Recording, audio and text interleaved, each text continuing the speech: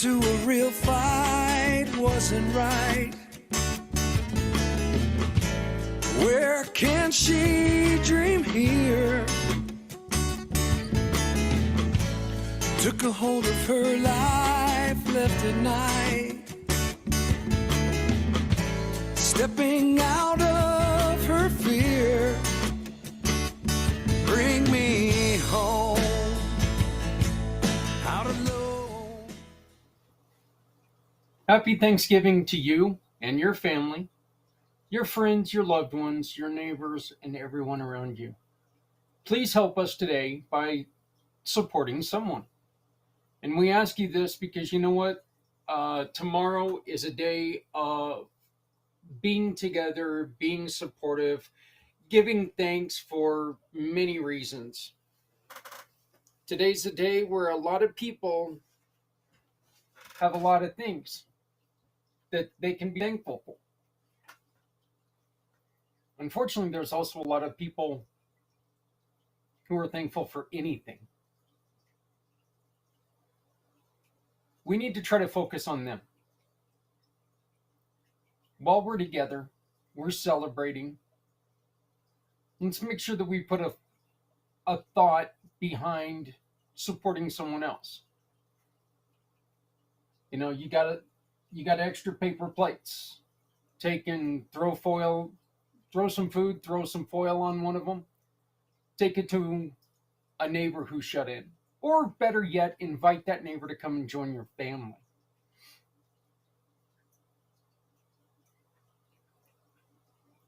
Throw some food on a plate in an old, as I say all the time, in the hillbilly Tupperware. Go give it to somebody who's on the street. Give them something for them to be thankful for.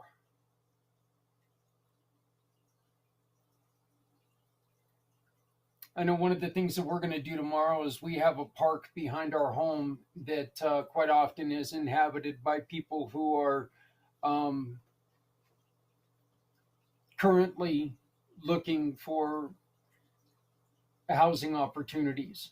And I know tomorrow, Adrian and I, because we don't have a lot of family coming over, we're going to take them, we're going to make up a couple plates, we're going to throw them together, and we're going to take them out there and feed people. If you're hearing my voice right now, you're in Greeley, Colorado, give us a call. We might be able to take and put together a food box for you. Or not a food box, sorry, maybe a plate for you. I can't guarantee we're going to be able to do everyone, but you know what? We'll do everything we can do.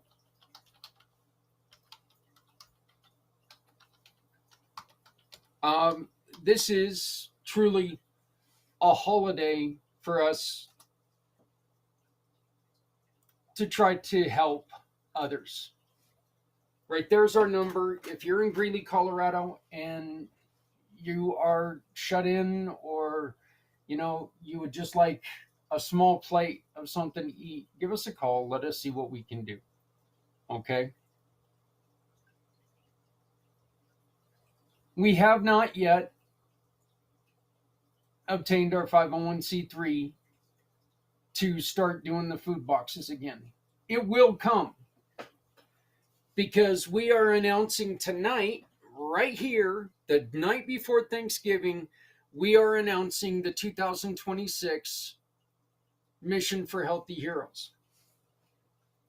And the Mission for Healthy Heroes this year is going to help us build the Come Together Compass, which is going to help us become the 501c3 that we need for food boxes for the holiday season again. We've taken the last 5 years off. It's been 5 years too damn long. And I want to start it again. And you can help us by taking part in the 2026 Mission for Healthy Heroes 22-hour podcast on February 22nd. We're going to have things like silent auctions. We're going to have things like stuff to bid on. We're looking for sponsors. We're looking for everything. You can be part of what we're doing. We need you to be part of what we're doing. And for us to make sure that we've got as many people here as we can get here, we need you to take, and whatever you're on right now, make sure that you are subscribed, you've clicked like, you've commented, you've tagged somebody, tag a veteran and say, hey, veteran, check this guy out. Check this out. They're going to try something new. We are going to be starting a show every 2 weeks. Every 2 months. Every 2 months. We're going to be starting a show every 2 months with a lady who she was injured in her time in the service.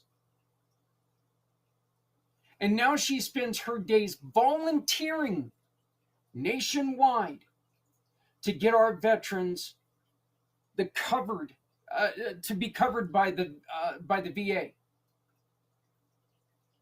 properly. She volunteers this. We're going to partner with her. One of the other things she's doing on the 22-hour podcast, she is going to give, I think it's a 45-minute seminar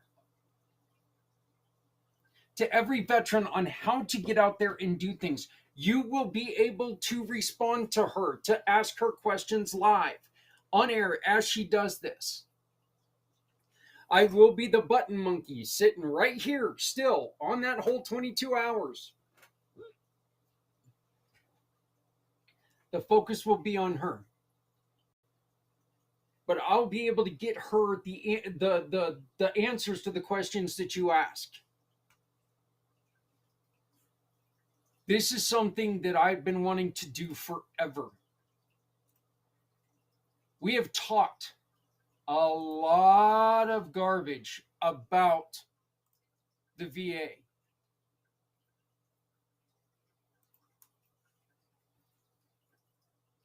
Jane Babcock is her name, and she is going to be joining us coming up here real soon. Matter of fact, I think we record next week for the first time. And what we're going to do is we are going to take Jane and we're going to put her in the forefront for you to be able to get your benefits.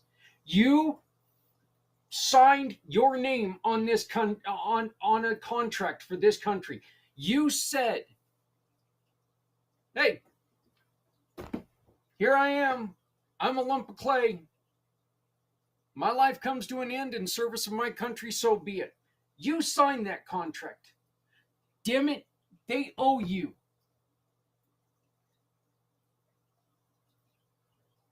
Jane is going to help you make sure you get what you're owed. She's going to tell you how to fill things out to make sure you get what you're owed. So I'm looking forward to that. Another one of the people that we're going to start doing shows with quite often is one of our guests tonight, our very first guest tonight. I cannot tell you how important this lady is to me, because I wouldn't do it any justice. She has created something that is so beautiful, so simple, but means so much. And if we can help spread the word and we can help support them, maybe this is the chance with what they're doing and with what we're doing. This is the chance for us to maybe make this comeback this country, this world so desperately needs. Maria Dolores is my first guest, and she is, I'm telling you, I love her. I love her. I love her. She is such a good friend. And we're going to be doing some things focusing on just humanity and just rights. This is more than a PG show. We do use a couple naughty words. Sorry about that. We try not to use too many. And you're going to notice blips in this recording. And that's because we were having a terrible internet connection. There were some things that were going on that was just kicking our butt. So you are going to notice a few things. I hope I got most of them out, but this was recorded a couple days ago. Folks, happy Thanksgiving. Please, please, please remember that there are other people out there who could really, really use your help. And if you're not helping someone, you are hurting everyone. So let's make sure we all come together, take care of people, because no one has to go alone when we all come together. Here is my dear friend, Maria Dolores, with the Human Contract. Hey everyone, the first thing I want to say is it is Thanksgiving week here in America, and I want to wish everyone a very happy Thanksgiving. And I would like to encourage everyone to where, you know what, you're going to have a little bit of extra food. Maybe bundle some of that food up and take it to someone down the street who didn't have the large family. Maybe take and bundle some of that food up and take it to your local shelter. Just a suggestion. Let's really make this a Thanksgiving day for everyone. Okay. So, uh, one of the things that I am most thankful for are people like my next guest, Maria Dolores. She is one of the most beautiful people I've ever known. And she has started a program called the Human Contract, which is just so, Maria, it is so like minded. You and I, our organizations are really towards just giving people what people deserve, what people need, and actually what people are owed. And that's just a chance and dignity. But welcome to the show. And how are you doing? Thank you, Zach. It's so good to see you. I'm happy. I'm happy, and I'm full of gratitude for today and for life. Of gratitude for my daughter and what you and I what we are creating. And I've worked with thousands of funerals. I've casketed 3,000 people. I've attended more than 1,500 funerals of all religions: Christian, Muslim, Buddhist, Hindu, Sikh, and secular. With that, it's also a lot of gratitude for life. And and and that's really why it's part of why I'm I feel a lot of love for humanity and for people. And it some people think it's weird. How can you say that that you feel love for people? But it's to see beyond all the labels, to see beyond the color of our skin, or whether we have lived a monetary rich life, or if we lived in with struggles and financial difficulties, whether we had a long life or a short life. It's really with the awe of just life. So I'm really happy. I'm happy to be here with you.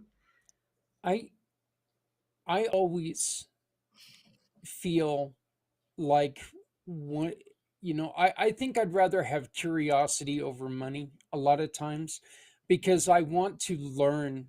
And one of the reasons why you're so important to me is the what you've done with the funerals. I am not a religious person. I am a religion curious person. I want to learn more about different religions than, I want to learn everything as I can about every religion, about every sect, about all of them. Just because I think that there is so much in ignorance that derives hate. I really believe that, it's fear and it's ignorance that leads to to the hatred that people feel for each other. And I think that if we can just take and every day teach somebody or learn something new every day about someone else, I really think that that can take and start pushing some of this bad feeling back and start raising other people where they need to be. Is Yeah. that is that really one of the reasons why you're doing this? Yeah. Actually, it started 10 years ago when or more. I would say it started longer ago, but going through difficulty, like when my mom died, I was with her in 2009, and to see her in her final moments, and to restore her integrity when she died. But it was also a very important pivot moment, a pivot year for me was in 2013 when I divorced. And during that time, I say that, my ex-husband's grief over the divorce came. That's amazing. That's hilarious. So what also happened was that my ex-husband died of a brain tumor. So and that, all this turbulence and what we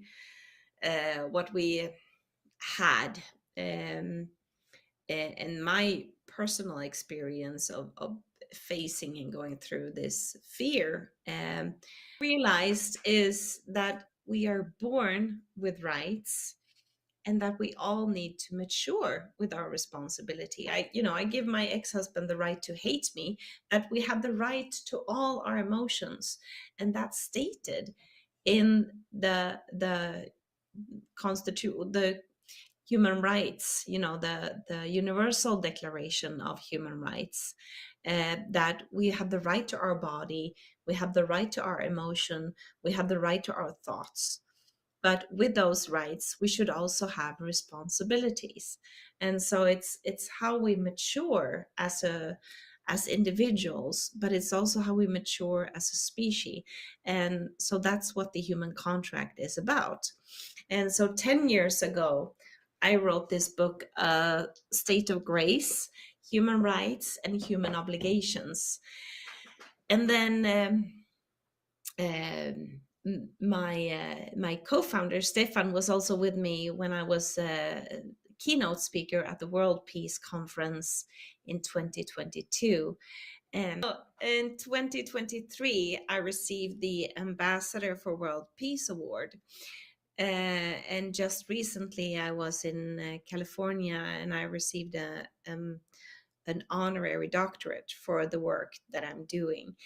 And the work is really about how we deepen governance, um, taking a stand for that we are born with rights, and that we all need to mature with our responsibilities. And I also have my upcoming book, the, the Human Constitution, which is building on this. So the human contract is the contract that we make to ourselves and that we make to the world. And the Human Constitution is taking a stand for these 7 principles. So the promises that we make to ourselves is the human contract with ourselves. And the Human Constitution is clearly stating that we have rights and responsibilities. The human constitution, it also has you have it written in here as like personal maturity Yeah, and impersonal maturity and yeah, global maturity. right. Interpersonal. Interpersonal, I'm sorry. No, yeah. So the first 3 principles is body, emotion, and thought. That Hmm. you are born with the rights to your physical and mental health, and then you have a responsibility to mature, and to mature with our emotions, and uh, that we have the right to all our emotions, but to what you said earlier, how we when we are feeling our emotions. We feel the hate. We feel all these dense emotions, and but it's also to face and to go through that and to release that. And in this process, I call this process the istima Yeah. process. When we go from one perspective and then we dive into, fear, anger, frustration, and we come to this breaking point, a realization of there is more here. Who am I if I'm not my this identification of what I experience, what I'm feeling, and to mature. And no one is complete. This is the journey that we are making as humans. So the personal is, and the third principle is about our thoughts, and to question our thoughts when we feel these emotions. It's indication that our thinking might need a broader perspective. So any kind of dense emotion, when we are experience when there is a cognitive dissonance, there is something more to be discovered. So all these emotions is just indications of you have the right to feel what you're feeling, but there might be other aspects that we do not see. And so that's the first three principles: body, emotion, and thought. And then about our relationship, it's power, communication, and life. So if we talk about the fourth principle, that you have the right to your personal power, Hmm. and you have the right to your time, your energy, you have the right to your financial power, and you also have a right to your physical power. And as we mature, also becomes our sexual power as we interact with each other. um, but we have both rights and responsibilities in our power and how we act and interact. So power, and then communication, which is freedom of speech, freedom of creativity, and freedom of expression, but also responsibility in what we say. And here is dignity so important, and to listen to each other, and to be in discovery of other aspects and how others are communicating. um, and so that's the fifth principle out of the seven. And then the sixth principle is about life, that you have the right to your life, and you have a responsibility to respect others' way of life and other life forms. So it's how we can collaborate and unite and better respect life in the ocean and life on land, which ties to the seventh principle, which is about our collective rights and responsibilities. Because I believe, Zach, I believe that when we unite, this is how we can really make a difference in the world. United, we will make a change. See, what you were saying is so complex, but it's beautiful because every single one of us has the right to be, and excuse the language here, but every single one of us here has the right to be an asshole. We can be an asshole, Yep. but we can't treat someone else like an asshole. That's not, it's Yeah. not our right to do that, Yeah. because other people have just as much right Yeah. to this location, to be in the space that they're in. Yeah. There was nobody that, there's nobody that's put in place, thankfully, anymore, that was brought here, and they're here unwillingly. Usually people are where they need to be, where they want to be, you Mhm. know thankfully we don't have anything like slavery here in the United States anymore, and it's, except for, well, we do have some slavery. I don't want to say that. Yeah, Okay. we do actually, and that's so fascinating because we have, Zach, this is horrible. We have 45 million slaves in the world today. We have never had as many slaves on this planet than we have today. Yet, Zach, we have never had as many slaves as we have today. We have 45 million Neighborhood slaves project. in the This world is the today on this B2B planet. event Yet that takes we have place on a never weekly had basis as here. We're here. few in percentage because we are 8 billion people today. So every in Wednesday the at 1 o'clock Central. 1800, we only And you can had see that 1 website down billion below, people living on the planet. gobrunch.com/. So we have fewer in percentage, but it's all over the world. It's, I mean, I've heard statistics that here in Stockholm, we have 200 apartments with girls that are being bought and sold every single day. So there is slavery everywhere, but we don't really see it. And what I find so horrible is that it's everywhere, and if we have 45 million slaves, then how many million is around that? You know, buying and selling and trading